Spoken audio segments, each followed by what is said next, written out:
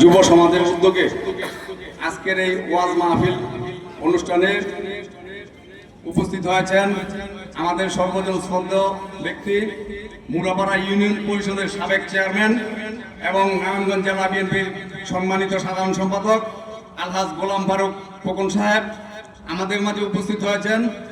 আজকের বিশেষ অতিথি তারা পৌরসভা বিএনপির সম্মানিত সভাপতি জনাব তাশিকক ওসমান সাহেব আমাদের মাঝে উপস্থিত হয়েছেন। আজকের বিশেষ অতিথি তারা পৌরসভা বিএনপির সম্মানিত সাধারণ সম্পাদক জনাব হাফিজুর রহমান পিন্টু সাহেব আমাদের মাঝে উপস্থিত হয়েছেন।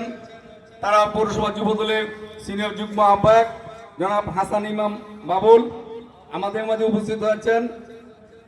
তারা পৌরসভা বিএনপির সদস্য জনাব আমিনুল ইসলাম আমাদের মধ্যে উপস্থিত হয়েছেন।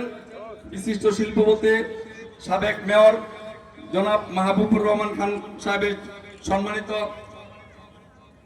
সন্তান জনাব সিয়াম খান আমাদের মাঝে আরো উপস্থিত হয়েছেন। তারা অপর ৪ নং ওয়ার্ড বিএনপির সম্মানিত সভাপতি হাজী মনির হোসেন সহ সবাইকে আমি সম্মানিত অতিথিবৃন্দকে শুভেচ্ছা ও অভিনন্দন জানাচ্ছি।